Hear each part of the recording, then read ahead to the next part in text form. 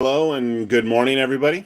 I am Brian Phoebe, and I'll be your host today in our conversation with Arya. Before we start out, a little bit of housekeeping. Please like the video and share it, and subscribe to the GMAT's YouTube channel.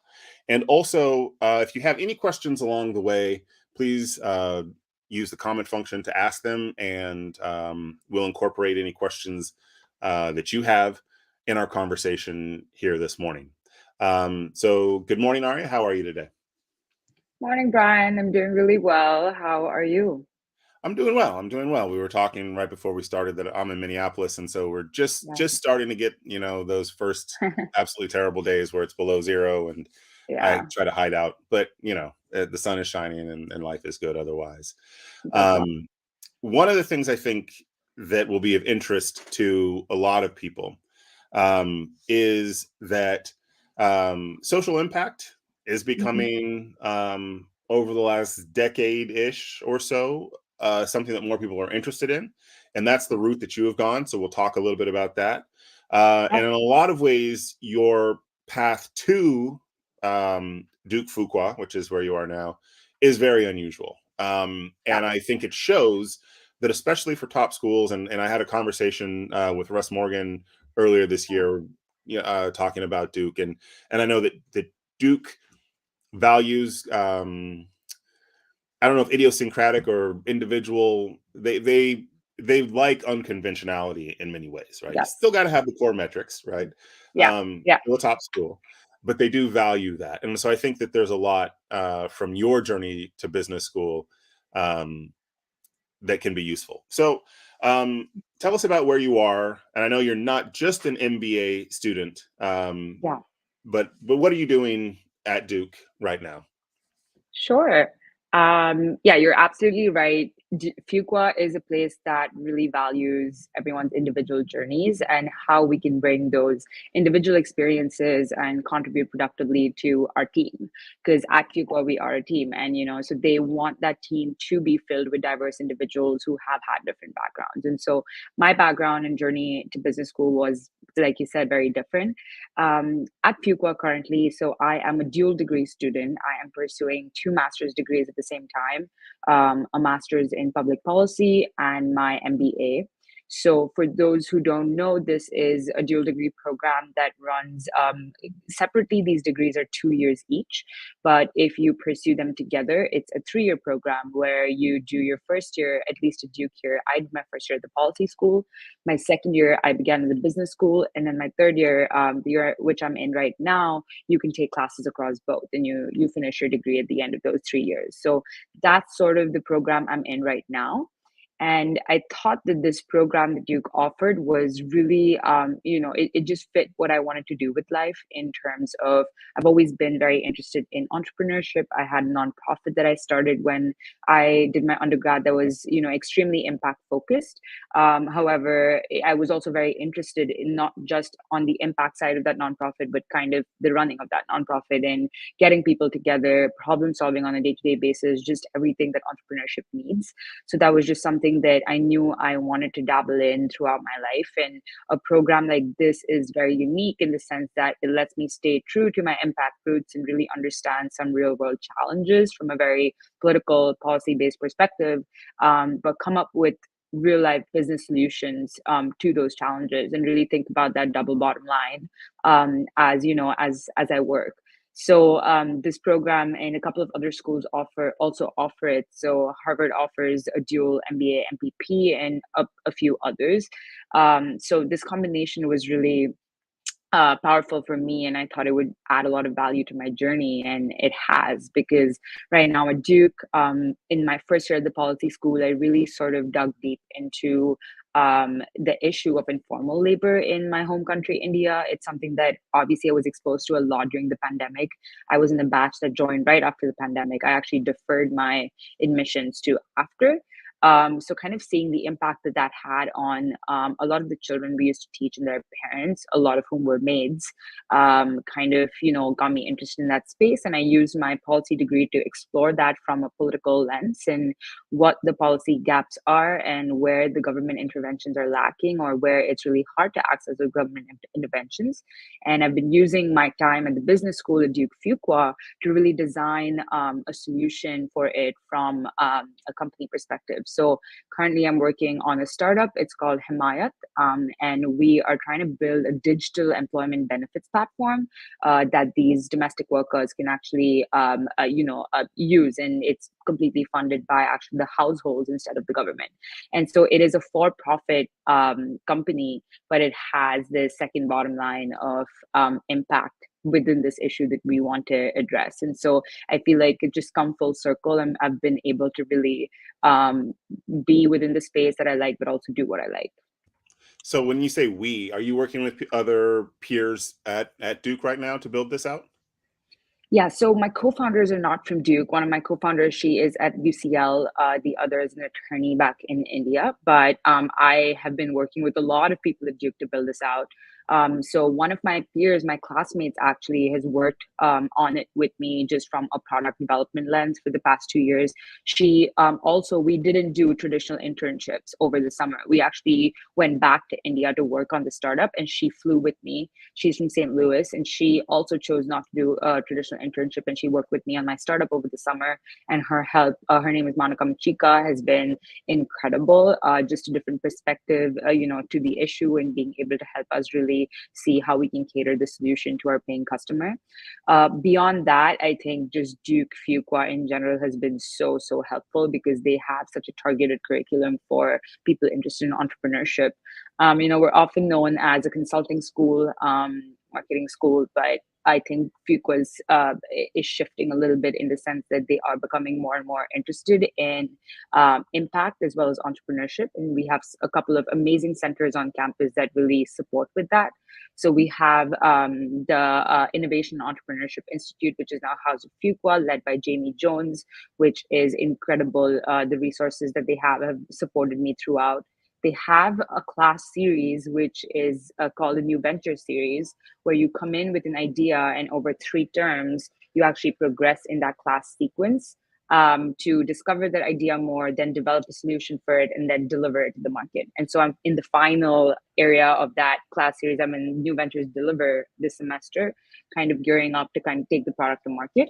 And so it was just so structured that I never felt the pressure that I wanted to recruit, because if we were setting goals for ourselves, we had very tangible outcomes that we wanted to work towards, that I felt like I was in control of that over the summer. And it didn't, in the beginning, I would get a little stressed out that I was doing something different from everyone else. It ended up working out. And then in terms of the other center that Duke has, we have the Center for the Advancement of Social Entrepreneurship. So they really bring that impact focus for everything from impact investing to working in social impact later in life, working at other social impact organizations, but also starting your own social venture. So having these two organizations or centers really under Fuqua just gives you this basis, this backbone to have everything you need to kind of, go in that direction. And finally, just funding. I think Fuqua has just been so instrumental. They have a competition called Fuqua Fast Pitch, which is open to anyone that is affiliated with Duke Fuqua to pitch ventures that they're working on. About $15,000 up for grabs. That is sort of something that I focused on and worked on and got funding for over the summer. And I'm also part of an accelerator program at Fuqua that is supporting me this year, working with other entrepreneurs to work on our businesses. So one of the things I think is really interesting about the process or Mhm. the journey for social impact is that a lot of people, they know that business, an MBA is what they want to do. Like that Yeah, is the path to get, it's almost like a law degree or a medical degree in the sense of like, yeah, if you're going to do this, you got to get this yeah, degree. yeah, That's not necessarily the case with social impact. And yeah, your journey in some ways demonstrates that, where you applied to different kinds of schools. yeah. So I guess what I would like to know is, how did you know that an MBA was a necessary or important part of how you Yeah, saw your future? And then what were the other considerations yeah, as you worked your way through figuring out exactly what the next yeah, step for you was educationally and how that set up your professional journey? yeah. So it's really interesting you say that because just a business degree is something I was never, ever, ever thinking of. Even when I went for my undergraduate program, I actually applied for film. That is something that I was interested in. I ended up majoring in journalism and environmental studies once I was at NYU.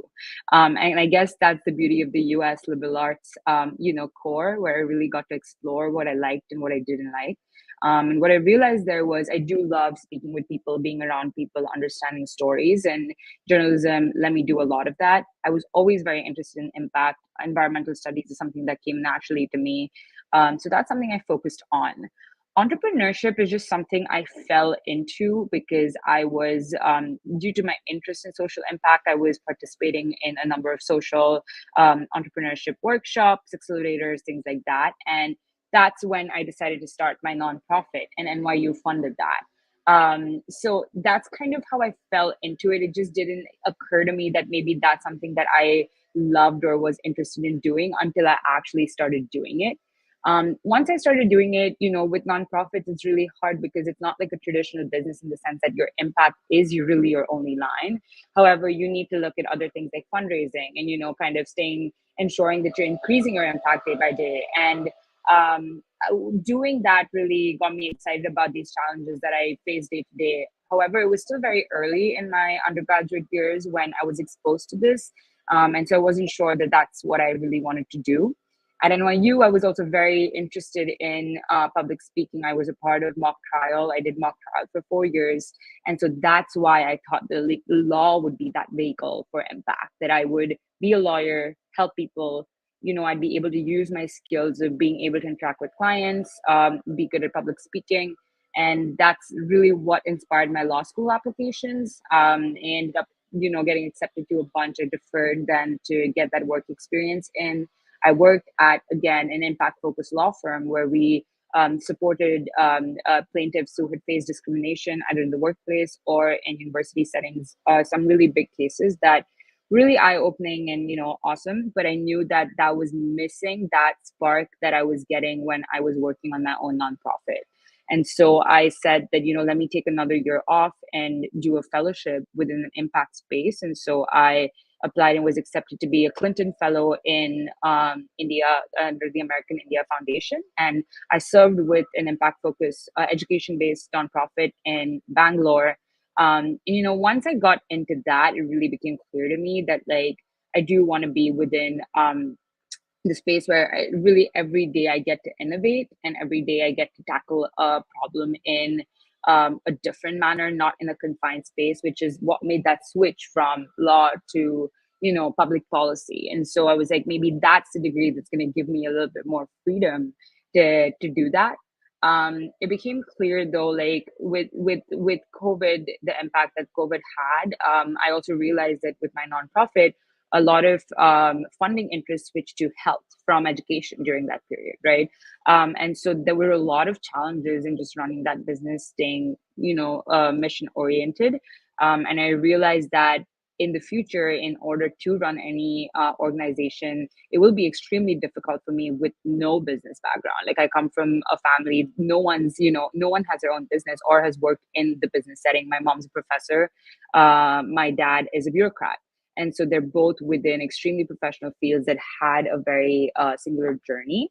However, for me, that's why it was also even more challenging to accept that, I want business is something I want to pursue, but it's almost out of need. Like I felt like I wouldn't be able to do a good job if I didn't have a degree like this. And if I myself didn't have the fundamentals needed to lead an organization.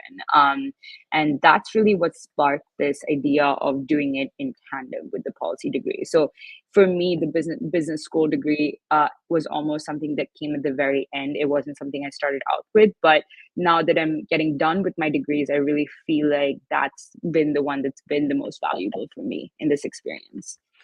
So you did something a little unconventional as well, and that you only applied to one MBA program, which is Yeah. something a lot of people, their heart will sink when they hear that. Yeah. Going all in, it worked obviously. But how did you approach that in term, because you were Yeah. also applying to only MPA programs or MPP Yeah. programs, correct?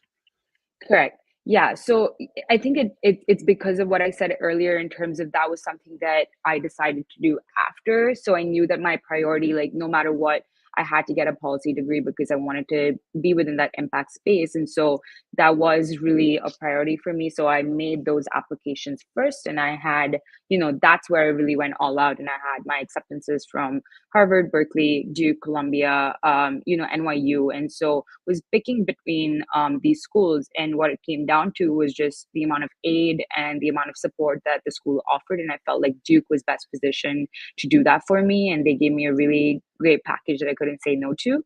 And once I had that locked down, I knew that if I was going there, that would be the only business school I would tackle. And so I then applied to the business program. So it's a little different because with these sort of programs, you can apply the year that you start. Once you start your policy degree, you can apply to business school as well. I didn't do that because for me, what was interesting was I actually applied the cycle before COVID and then I deferred. So I knew the policy school that I was going to go to when I made my business school applications during that deferral phase. And the deferral phase is when I applied to business school, got accepted to Duke Fuqua, and then started those two programs together. So this was So not a single connected application then that no, it goes wasn't. okay. Yeah, it wasn't separate. And even when you do apply, if folks are considering applying for a dual degree, these applications are usually very separate. So you would have to separately apply to the business school. You would have to separately apply to the policy school that for the schools that you're interested in. And a lot of programs have other dual degrees, JD, MBA, Masters of Environmental Management, MBA. So all those applications are separate, but they do happen in the same application year. Mine was a little different in the sense that because I was a deferred applicant, it happened the year after I actually had my first acceptance. So for people who are in the process of thinking about either just the MBA or the dual degree like this, what do you think were the important aspects of your either your background broadly or your Mhm. approach to the application in terms of personal statement, letters, experience, Yeah, whatever, that positioned you to have success in that application cycle? Because I think a right. lot of people who show up to these things kind of are in the process of applying and want to know, how can I maximize my Yeah. chances of getting in? Of course. Yeah, I think for me it was a big challenge because I was actually also coming in with slightly lower work experience as compared to my peers. I had three instead of the usual five, traditional 5 to 6 that most of my peers came in with, and so I was a little worried. And I think that what I had to assess for myself was what are my strengths that are different from everyone else applying. So one, the fact that I was applying for something that not most of the class it was interested in or going to be recruiting for. I think that in itself was a differentiating factor, but really highlighting aspects of my story that were pivotal learning experiences that maybe mirrored that learning curve that someone would have when they were working for 3 or 4 5 years. um, and so I highlighted experiences. I gave a lot of details about those in terms of my personal statement, not keeping it very general and not focusing just on what my arc has been like, but really highlighting very challenging experiences that I dealt with that maybe gave me the skills to demonstrate that, I am qualified enough to be here.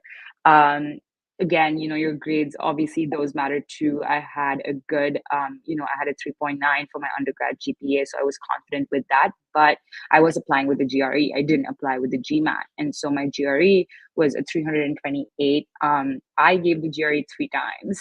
So, I'm not someone that for whom math was something that came very easily, and it just wasn't.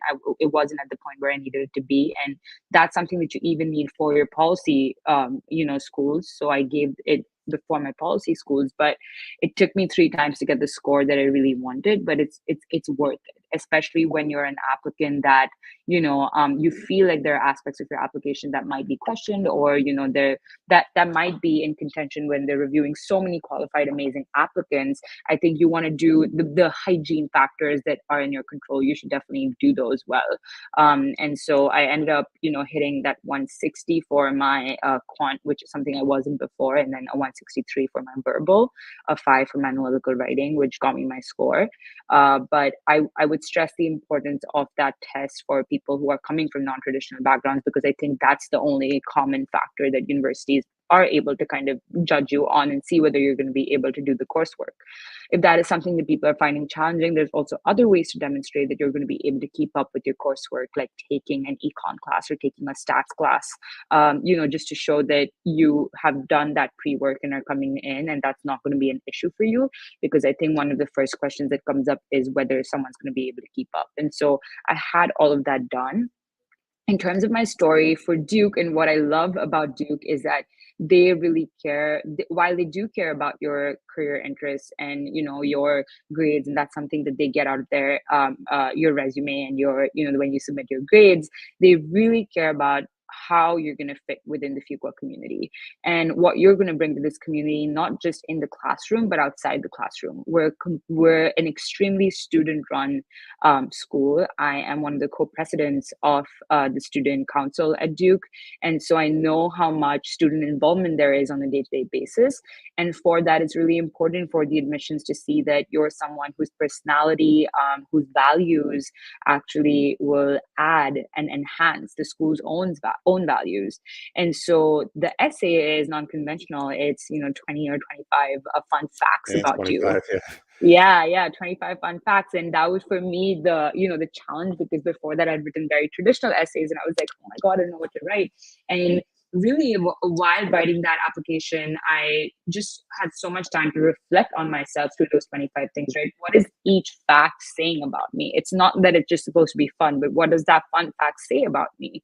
And so, and like how I'm going to show up in spaces, like them knowing that maybe I've had the same friend circle for the past 7 years is something that, like, it's a fun fact, but it also shows that maybe I'm someone who's a loyal community member. So one of the, I guess, just tips that I would give for people applying to Duke particularly, and is tackling an essay like this, is really about like analyze each fact and really try to see what that says about you, or about your values, or about your character, and about the kind of person that you are.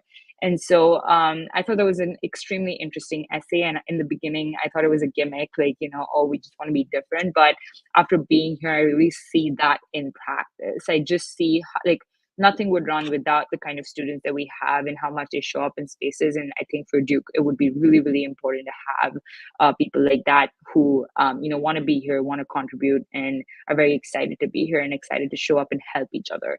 And I think that worked out perfectly for me. And when I was applying to business school, I knew one thing, that I did not want to, even if I did want to recruit, I didn't want to go into investment banking. I didn't want to go into consulting. And so I wanted a school where they were going to give my interest area and what I was pursuing just as much importance, and also give me tools to feel like that's a normal thing to do. And I think the way Duke is set up, and so much focus on community and how you support each other, that really ended up happening for me. So the one last, tip for everyone applying is like, it's almost like every business school does have a personality. They're like people, and really finding out like what that is for the schools you're applying for and whether that matches yours.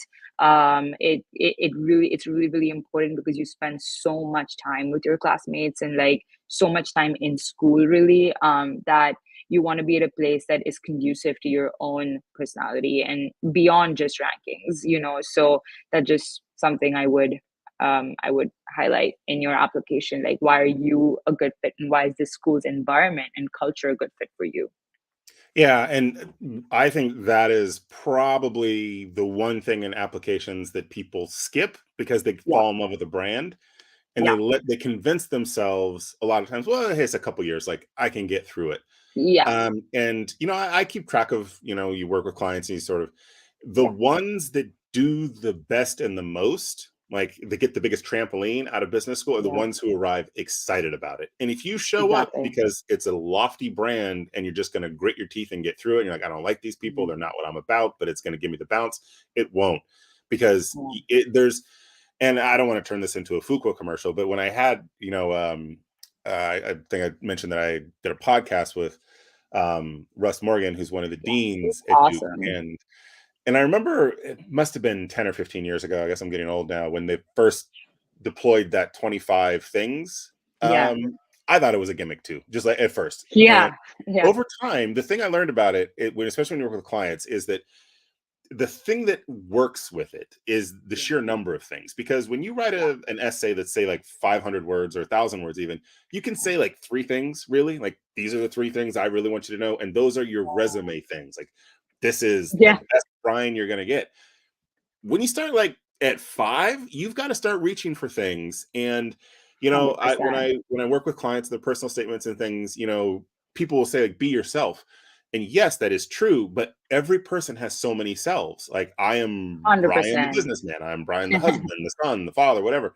And usually you will only get the chance to show one of those selves. But in that Yeah. question, you start to like peel back. And so maybe now, if I was applying to Fuqua, I would talk about my kids, and that wouldn't be a thing that showed up, or 100%. whatever, that I did a triathlon or what. Like, and you ask yourself, Yeah. why is this important, and what does it say about me? And you start to go Yeah. through it.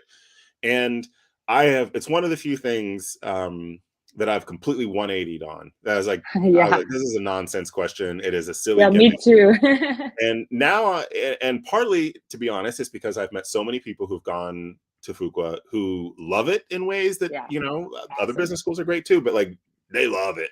Yeah. And I'm like, not like a cult love it, but they really, Yeah. really love it. A little bit. Um, and so, and I appreciate that. I was like, I don't know who came up with that. But give Yeah. them a raise, because it really is a great way of starting to identify.